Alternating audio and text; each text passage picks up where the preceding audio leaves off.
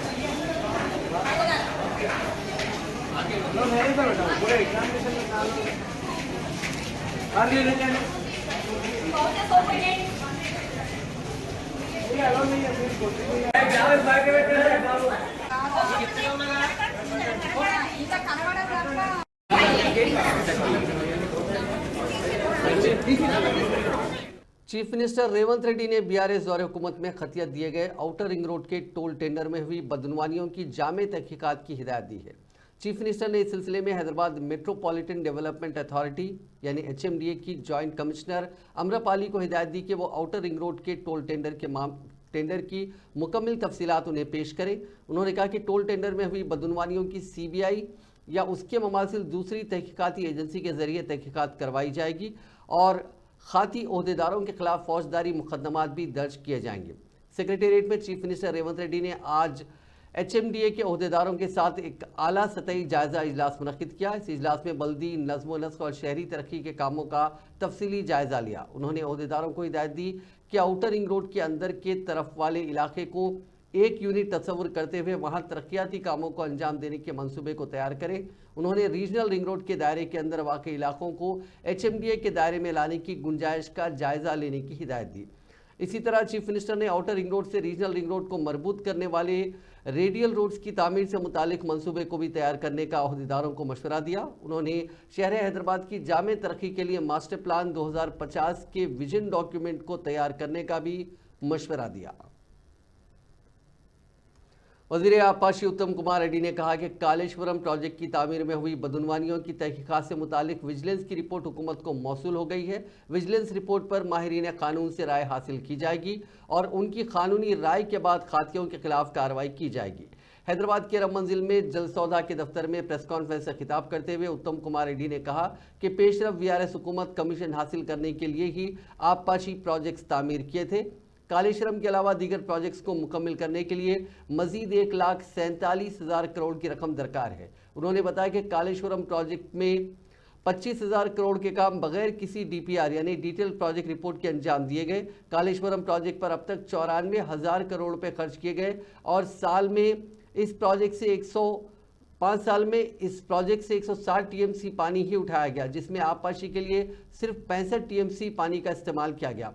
उन्होंने कहा कि हर साल कालेश्वरम से 6,50,000 एकड़ अराजियात को ही पानी सैराब किया जा रहा है।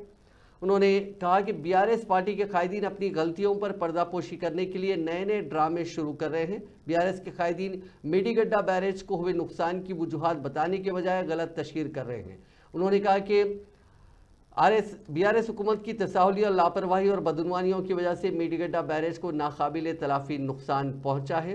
बीआरएस पार्टी के चलो मेडीगड्डा कॉल पर तबसरा करते हुए उन्होंने कहा कि साबिक वज़ीर आला के चंद्रशेखर राव को मेडीगड्डा बैरेज या कालेश्वरम प्रोजेक्ट जाना चाहिए, न कि दीगर कायदीन को।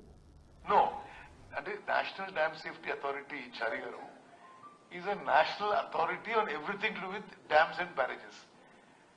మీకు చెప్పాలి అంటే మన కేసీఆర్ అంత గొప్ప ఇంజనీర్ అంటే ప్రపంచవ్యాప్తంగా barrages, dams are for storing water, barrages for regulating water flow. So barrages ఎక్కడ కూడా స్టోరేజ్ 2, 3, 4, 5 టీఎంసీల కంటే ఎక్కువ ఉండదు. డ్యామ్స్ లో స్టోరేజ్ వాటర్ ఉంటుంది. ఆయన బ్యారేజ్ కట్టి 16 టీఎంసీ వాటర్ స్టోర్ చేసి ఓహోహో గోదావరిలో జలకళ అని చెప్పి ఫోటోగ్రాఫ్ ఇచ్చుకొని ఏదో రాజకీయ లబ్ధి పొందే ప్రయత్నం చేసిండ్రు. Because of their wrong actions, no whatever has happened has happened.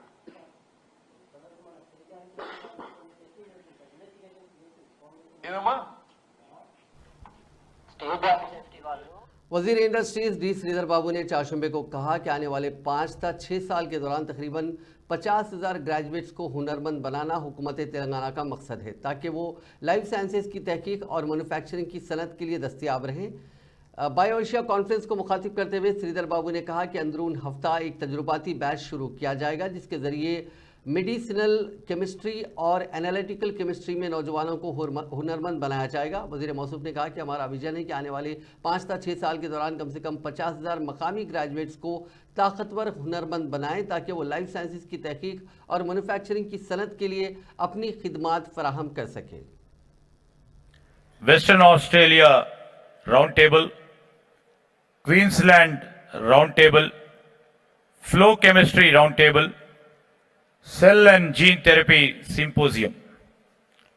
So after several years, the event was graced by the presence of Honorable Her Excellency Governor, Honorable CM, and Honorable Deputy CM. And we take pride in sharing the information. Today in the morning, we inaugurated C4IR Telangana and was launched today along with the collaboration with World Economic Forum. It is the first ever thematic center focused on healthcare and life sciences. So this is the biggest contribution of the BioAsia and the scientists and the entrepreneurs. वज़ीर इत्तलात और ताल्लुकात अम्मा पोंगुलेटी श्रीनिवास रेड्डी ने कहा कि अनखरीब अहल अफराद को नए राशन कार्ड जारी किए जाएंगे। उन्होंने कहा कि कांग्रेस पार्टी ने अवाम से जिन 6 जमानतों का वादा किया है, उन जमानतों के अलावा अवाम से किए गए दूसरे वादे भी पूरे किए जाएंगे। श्रीनिवास रेड्डी ने कहा कि 6 जमानतों के लिए दरख्वास्त देने वाले अफराद को फलाही स्कीमों के लिए अहल करार दिया जा रहा है। उन्होंने बताया कि गुज़िश्ता रोज़ी 500 रुपये में गैस सिलेंडर और 200 यूनिट मुफ्त बरक़ी की स्कीम शुरू की गई है। रियासती वजीर ने कहा कि जिन अहल खानदानों के पास राशन कार्ड नहीं है, राशन कार्ड मिलने के बाद ये खानदान भी 6 जमानतों के लिए दरख्वास्तें दाखिल कर सकते हैं। इस मौके पर वज़ीर इत्तलात और ताल्लुकात आमा ने कहा कि ओहदे और इख्तिदार मुस्तकिल नहीं होता, ताहम कोई भी हुकूमत अवाम की फलाह के लिए जो ठोस काम करती है वो तारीख में रकम होते हैं। తెల్ల రేషన్ కార్డులు ఇవ్వాల్సిన అవసరం ఉంది. గడిచిన 10 సంవత్సరాలలో ఏ ఊళ్ళో తెల్ల రేషన్ కార్డు ఇచ్చిన సందర్భంలో ఈ ప్రభుత్వంలో మీరు అప్లికేషన్ ఏదైతే పెట్టారో అతి కొద్ది రోజుల్లో తెల్ల రేషన్ కార్డు కూడా ఈ ప్రభుత్వం ఇవ్వడానికి సిద్ధంగా ఉంది. ఇక ఇల్లు ముఖ్యమంత్రి గారు ఇటువంటి సమావేశాన్ని ఆనాడున్న ముఖ్యమంత్రి గారు ఏడన్న సమావేశం పెడితే ఏం పెద్దక్క నీకు కొడుకు కూతురు ఉన్నారు కదా, నీ కొడుక్కి పెళ్ళైతే కొడుకు కోడలు ఎక్కడ పడుకుంటారు, ఒకటే గదిలో ఆనాడు రాజశేఖర రెడ్డి గారు అగ్గిపెట్టు లాంటి ఇల్లు ఒకటి ఇచ్చి పెద్ద గొప్పలు చెప్పారు. నేను చూడు 2 గదులు ఇల్లు ఇస్తాను పెద్దక్క అని చెప్పాడు మహానుభావుడు ఆనాటి ముఖ్యమంత్రి కల్వకుంట్ల చంద్రశేఖరరావు గారు. ఎన్ని ఇల్లు ఇచ్చాడయ్యా, ఏ ఊళ్ళో ఎన్ని ఇచ్చాడు? वजीर ट्रांसपोर्ट पूनम प्रभाकर ने कहा कि बीजेपी के कायद बंडी संजय ने एक मां की तौहीन की है। गुज़िश्ता 2 दिनों से दोनों के दरमियान जारी जाती नोकझोंक में मजीद शिद्दत इख्तियार हो चुकी है। बंडी संजय ने फिर एक बार पूनम प्रभाकर की मां को लेकर ताज़ा बयान देने पर कहा कि मां किसी की भी हो सकती है। उन्होंने कहा कि बंडी संजय के जो रिमार्क्स हैं उसकी वजह से उन्हें काफ़ी तकलीफ पहुंची है। బండి సంజయ్ గారు ఏ తల్లి అయినా నవమాసాలు మోస్తే ఒక బిడ్డను కంటది. అటువంటి తల్లిని అవమానపరిచే విధంగా మాట్లాడాను. అది నా తల్లి కావచ్చు, నీ తల్లి కావచ్చు, ఏ తల్లి అయినా. పైగా బతుకున్న నా తల్లిని ఆత్మకు క్షోభిస్తుందని మాట్లాడుతున్నాను. నేను రాజకీయ లబ్ధి అంటున్నాను. ఆ వీడియో చూస్తే మీ తల్లిని స్పష్టంగా చెప్పిన తర్వాత కూడా నేను ప్రశాంతంగా ఇది మంచిది కాదు అని చెప్తే కూడా మళ్ళీ హుస్నాబాద్ చౌరస్తాలో నా తల్లి ఆత్మక్షోభిస్తుందని మాట్లాడతావా? నేను తెలంగాణ ప్రజలను కోరుతా, భారతీయ జనతా పార్టీ నాయకత్వాన్ని కోరుతా ఉన్నా. తల్లి మీద ఇటువంటి మాట మాట్లాడిన ఈ పార్టీ నాయకులు ఏం మాట్లాడతారు? ఇలా నా తల్లి కాదా? ఇలా ఈ విధంగా 9 మాసాలు మోసి కంటే నా తల్లిని అవమానపరుస్తావా? నా బతికిన తల్లిని నువ్వు ఇలా ఈ విధంగా మాట్లాడే పరిస్థితి ఉంటే ఇది ఏం రాజకీయాలకు తల్లిని తీసుకొస్తారా? వాళ్ళకి ఏమైనా సంబంధం ఉందా ఈ రాజకీయాల్లో? నేను అడిగిన హుస్నాబాద్ నియోజకవర్గం ఏ అభివృద్ధి చేసినావు, తెలంగాణ బిడ్డగా ఈ తెలంగాణకి ఏం జరిగింది, 5 సంవత్సరాలు ఎంపీగా ఏం చేసినావు అని అడిగితే నా తల్లి గురించి మాట్లాడతాను. నేను ఇవాళ చెప్తున్నా, మళ్ళా రాముని జన్మ గురించి మాట్లాడుంటే నేను సజీవ దహనానికి సిద్ధం. రాముని ఆరాధిస్తున్న వ్యక్తి చెప్పి రాముని రాజకీయాలకు తెస్తావు, రాముని అనవసరంగా వాడుకుంటారు. నేను అక్షంతల గురించి మాట్లాడితే औरंगाबाद जिले में बीजेपी के कौमी जनरल सेक्रेटरी और रुकने पार्लियामेंट बंडी संजय की प्रजाहिता यात्रा पर बाज अफराद ने अंडों से हमला किया। जब यात्रा भीमा देवरापल्ली मंडल के बांगरा गांव में दाखिल हुई तो बाज अफराद ने बंडी संजय के काफिले पर अंडों से हमला किया। अंडे यात्रा की कवरेज करने वाले टीवी चैनल्स के कैमरों पर गिरे और टूट गए। इस वाकये से बीजेपी कारकुन चौकन्ने हो गए और हमलावर भाग गए।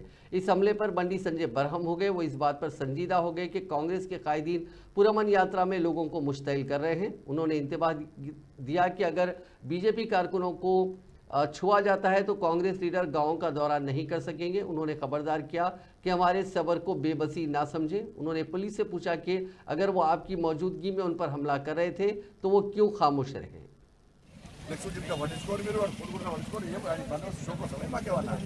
మాకు అవసరం సెక్యూరిటీ, మీ సెక్యూరిటీ అవసరం లేదు.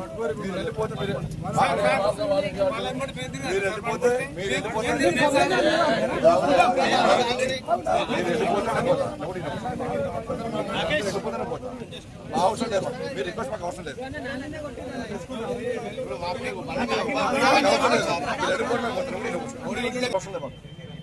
ఈ స్టైల్ కోసం వచ్చే సెక్యూరిటీ మాకే ఆ గల్లీలో చూడండి, ఆ గల్లీలో అడగండి, వాళ్ళకి తెలుసుంటది పారిపోయిన వాళ్ళు.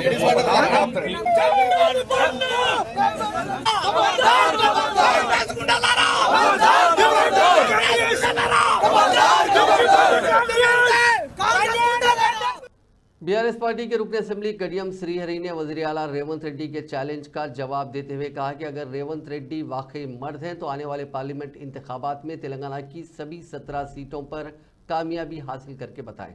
आज मीडिया से बात करते हुए कडियम श्रीहरि ने मलकाजगिरी के रुकन पार्लियामेंट रहने के बावजूद मलकाजगिरी के 7 असेंबली हलकों में एक हलके पर भी कामयाबी हासिल न करने पर वज़ीर आला रेवंत रेड्डी पर तंज कसा और कहा कि कांग्रेस कायदीन अपनी नाकामियों को छुपाने के लिए बीआरएस को तनखीद का निशाना बना रहे हैं। మగాడవైతే ఒక్క సీట్ గెలుచుకో అంటున్నావు రేవంత్ రెడ్డి గారు. మల్కాజ్గిరి పార్లమెంట్ నుంచి మీరు ఎంపీగా ఉన్నారు నిన్నటి వరకు. మరి ఆ మల్కాజ్గిరి పార్లమెంటులో కాంగ్రెస్ పార్టీ ఒక్క అసెంబ్లీ సీట్ అయినా గెలిచిందా? మరి నువ్వు అంత మగాడివైతే 7 అసెంబ్లీ సెగ్మెంట్లలో ఒక్క అసెంబ్లీ సీటు నువ్వు ఎందుకు గెలుచుకోలేకపోయినావు?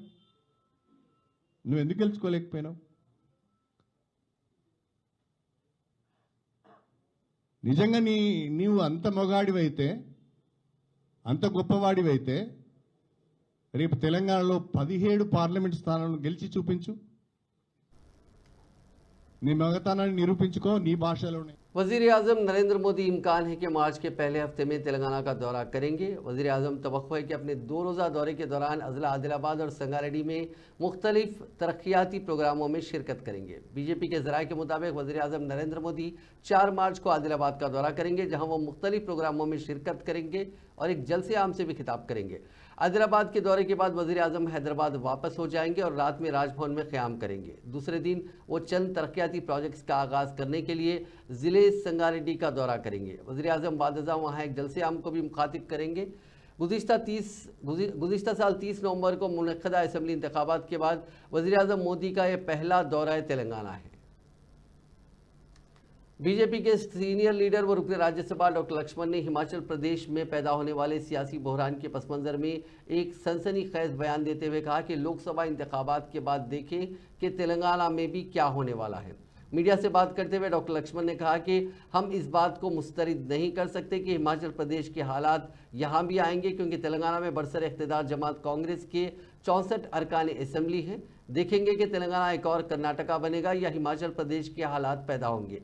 एक ऐसे वक्त डॉक्टर लक्ष्मण ने इस तरह का सनसनीखेज बयान दिया जबकि कांग्रेस के इख्तिदार में आने के चंद दिन बाद ही बीआरएस और बीजेपी के बाज़ कायदीन ने कांग्रेस हुकूमत के अनकरीब गिर जाने की पेशकयासी की थी। దేశవ్యాప్తంగా నెలకొనడం ఇవాళ బీఆర్ఎస్ పరిస్థితి ఏంటంటే నిస్సహాయ స్థితిలో ఉన్నారు. ఏ ఒక్క సిట్టింగ్ ఎంపీ కూడా బీఆర్ఎస్ మీద పోటీ చేయడానికి సంసిద్ధత వ్యక్తం చేయలేదు. చాలా మంది వాళ్ళ సిట్టింగ్ ఎంపీలు మాతో సంప్రదిస్తూ ఉన్నారు. మేము ఆచితూచి ఆలోచన చేస్తాం. కాంగ్రెస్ కూడా అభ్యర్థులు లేకపోయినప్పటికీ వారు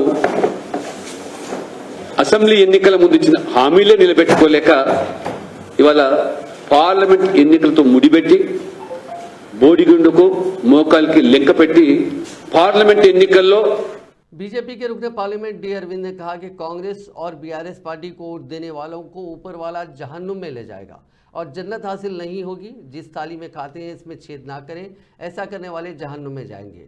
जन्नत के ख्वाहिशमंद मुल्क के लिए खिदमत करने वाले और मुल्क को महफूज रखने वालों को वोट देकर उनकी मदद करें। ऐसा ना करने पर ऊपर वाला भी उन्हें माफ़ नहीं करेगा। हल्का लोकसभा निज़ामाबाद की पार्लियामेंट में नुमाइंदगी करने वाले जाफरानी जमात के लीडर ने बीजेपी कारकुनों के इजलास से खिताब करते हुए कहा कि नरेंद्र मोदी हुकूमत ने इस मुल्क के लिए काफ़ी एहसान किए, ख़ासतौर पर मुसलमानों की फलाह बहबूद पर भी काम किए। 3 तलाक को ख़त्म करते हुए मुस्लिम ख़वातीन को इज़्ज़त की ज़िंदगी अता की। उन्होंने कहा कि ये मोदी हुकूमत ही है जो तुम्हें मुफ्त खाना, मुफ्त इलाज, शादी मुबारक की रकम सेल्फ हेल्प ग्रुप के कर्ज दे रही है और नौजवानों को मुद्रा लोन दिया जा रहा है। इतना सब कुछ करने के बाद अगर तुम लोग कांग्रेस या बीआरएस पार्टी को वोट देते हैं तो तुम्हें ऊपर वाला जहन्नुम में ले जाएगा। తీసేసి మీ ఆత్మగౌరవం ఇచ్చింది కూడా నరేంద్ర మోడీ. ముద్రా లోన్లు యువతకి ఇస్తుండే ఆయన్ని. ఇవన్నీ ఇయ్యంగా మీరుగిన మళ్ళా కాంగ్రెస్ కి बीआरएस वोटेशन रा ऊपर वाला तुम्हारे को जहन्नुम में लेके जाता, जन्नत हासिल नहीं होता, नरकान को तक लिखता। किस ताली में जा खाते ना उसमें छेद मत करो, जहन्नुम में जाते। जन्नत हासिल होना जो अपना देश के लिए सेवा कर रहा, जो अपना देश को सुरक्षित रख रहा, उनको वोट देके मदद देना, नहीं तो ऊपर वाला भी माफ नहीं करता तुम लोगों को। इस महीने की 23 तारीख को वनप्रति कोत्ताकोटा में मुनक्किदा छत्रपति शिवाजी के मुजस्समे की नकाब कुशाई की तकरीब के दौरान एमएलए राजा सिंह ने अवाम के जज्बात को मजरूह करने के खिलाफ कोत्ताकोटा थाने में मुकदमा दर्ज किया गया। गोशामहल के एमएलए राजा सिंह ने मुसलमानों के जज्बात को ठेस पहुंचाने वाला बयान दिया था। वज़ीर दिफा राजनाथ सिंह ने इल्ज़ाम आयद किया है कि आंध्र प्रदेश में वाईएसआर कांग्रेस हुकूमत कोई विजन या मिशन नहीं रखती। बीजेपी कारकुनों को विजयवाड़ा में मुखातिब करते हुए उन्होंने कहा कि रियासत में रेत माफिया, कांकनी माफिया और शराब माफिया हुक्मरानी कर रहे हैं। उन्होंने इस एतमाद का इजहार किया कि आंध्र प्रदेश में बीजेपी इख्तिदार पर आएगी और वो रियासत में लोकसभा की ज़्यादा से ज़्यादा सीटों पर कामयाबी हासिल करेगी।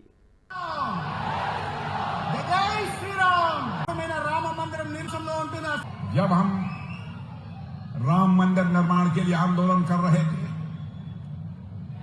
तो उस समय हम लोग कहते थे, उस समय हम लोगों का स्लोगन था, राम लला हम आएंगे, मंदिर यहीं बनाएंगे। तो हमारे अपोजिशन के लोग श्री रामचंद्र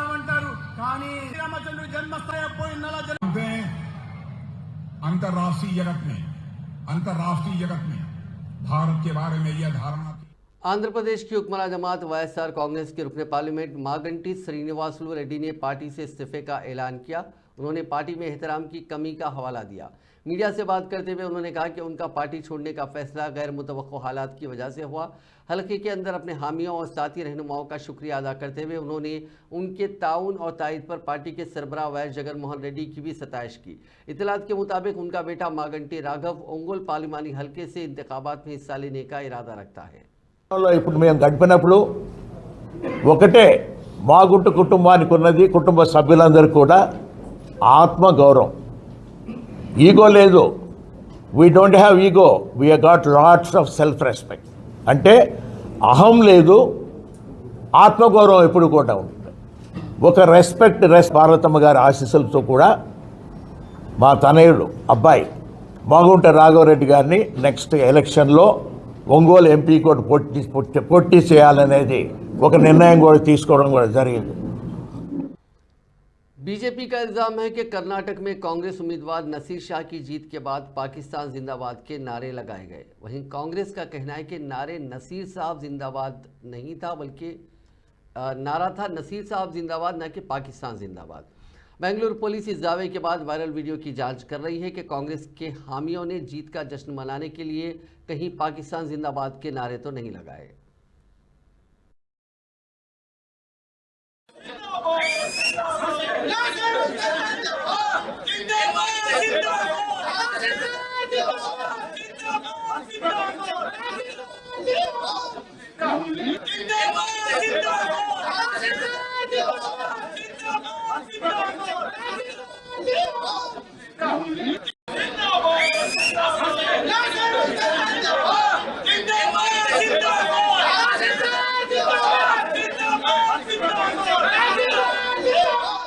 तेलंगाना के वरंगल पुलिस कमिश्नर अंबर किशोर झा ने आत्मकूर पुलिस स्टेशन के सब इंस्पेक्टर जी प्रसाद को मुअत्तल कर दिया।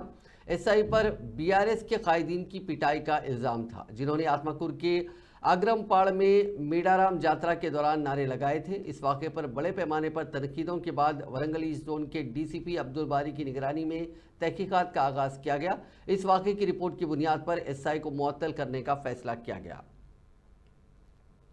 तेलंगाना स्टेट फूड लेबोरेटरी ने चाशुम्बे को एक तज्जियाती रिपोर्ट जारी करते हुए इंकशाफ किया कि हैदराबाद के एक नामवर रिटेल स्टोर में फरोख्त किए जाने वाली कैडबरी चॉकलेट में सफ़ेद कीड़े और जाले पाए गए। हैदराबाद के रहने वाले रॉबिन विनय कुमार ने रत्नदीप रिटेल स्टोर के कैडबरी चॉकलेट वहां से खरीदे थे, जिनमें कीड़ा पाया गया। बादशाह इस शहरी ने मुतालिका हुक्काम से शिकायत की, जिसके बाद हुक्काम ने स्टोर का मुआयना करते हुए वाक़े से मुतालिक बैच के चॉकलेट के नमूने हासिल किए और उन्हें तज्जिये के लिए तेलंगाना स्टेट फूड लेबोरेटरी रवाना किया। लेबोरेटरी की तज्जियाती रिपोर्ट के मुताबिक Cadbury Dairy milk chocolate roast almond में सफ़ेद कीड़े और जाले पाए गए, जो food safety and standard act 2006 की मुख्तलिफ दफ़ात के तहत इस्तेमाल के लिए गैर महफूज है।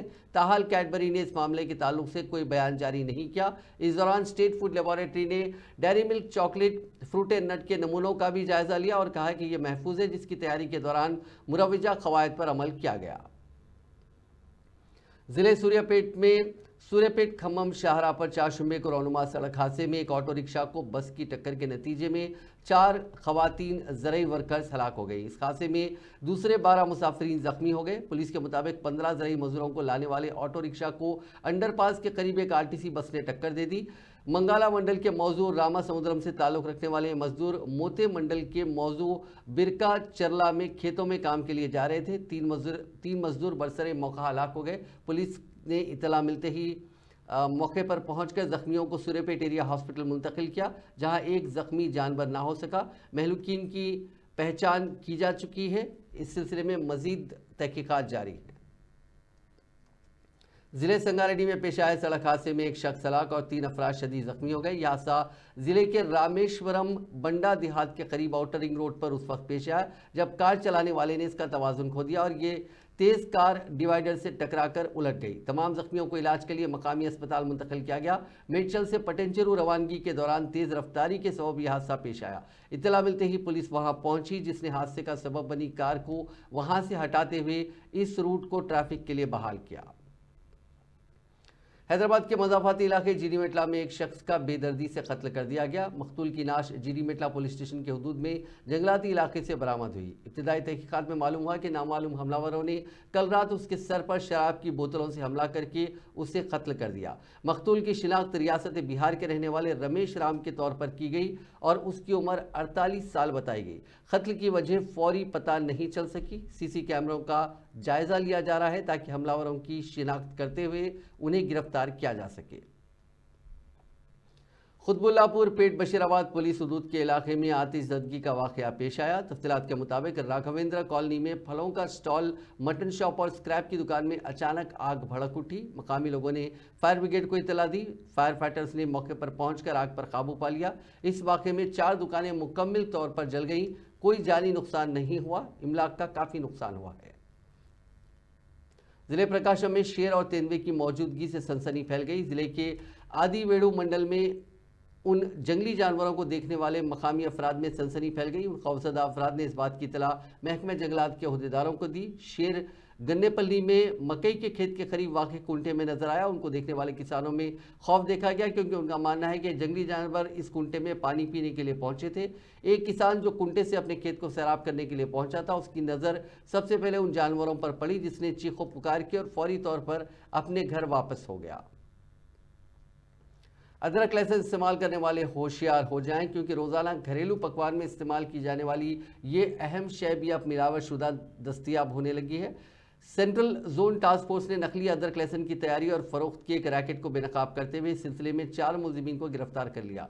एक मखसूस इतला की रोशनी में टास्क फोर्स की टीम ने बेगम बाजार पुलिस स्टेशन के हुदूद में वाक़ बेगम बाजार में 2 दुकानात पर धावे किए, जहां पुलिस को बड़े पैमाने पर नकली अदरक लहसुन का स्टॉक बरामद हुआ। पुलिस जराये ने बताया कि पांडुरंगा राव साकिन Parti Gutta Begumpet, Rahim proprietor Deccan traders, Ajay Kumar Ahir proprietor Telangana agency और प्रदीप प्रोपराइटर निखिल ट्रेडर्स को गिरफ्तार किया गया, जो हैदराबाद और अजला में मुख्तलिफ दुकानात को मिलावटशुदा अदरक लहसुन सरबराह किया कर रहे थे।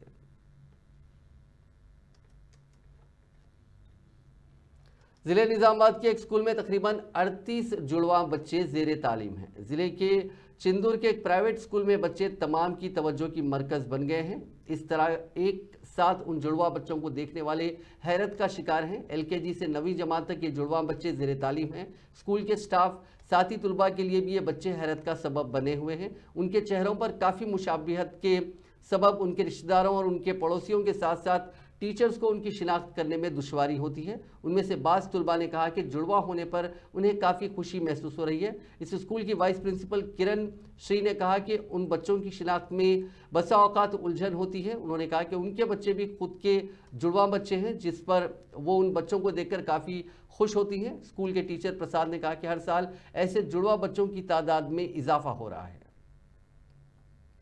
हैदराबाद के जुबली हिल्स इलाके में वाक़े कासू ब्रह्मानंद रेड्डी पार्क में निज़ाम दौरे हुकूमत के पेट्रोल पंप का पता चला है। बताया गया कि कई एकड़ पर मुहित KBR पार्क की झाड़ियों में पेट्रोल पंप का मशीन का पता चला है, जो झाड़ियों की वजह से घिर गया था और किसी की भी इस पर नज़र नहीं पड़ी। लेकिन चंद दिन खबर अल्लूरी राजू नामी एक शख्स की नज़र पेट्रोल पंप के इस मशीन पर पड़ी, जो गज से बना हुआ था, एक गद्दी पर रखा हुआ था। बताया गया कि हैदराबाद स्टेट की निज़ाम हुकूमत ने अपनी गाड़ियों के लिए इस पेट्रोल पंप का क़याम अमल में लाया था। फिलवक्त ये पेट्रोल पंप पार्क में आने वाले अफराद की तवज्जो का मरकज़ बना हुआ है, जहां लोग इस मशीन के सामने सेल्फी और तस्वीर ले रहे हैं। ताहम सरकारी तौर पर इस सिलसिले में कोई बयान सामने नहीं आया है।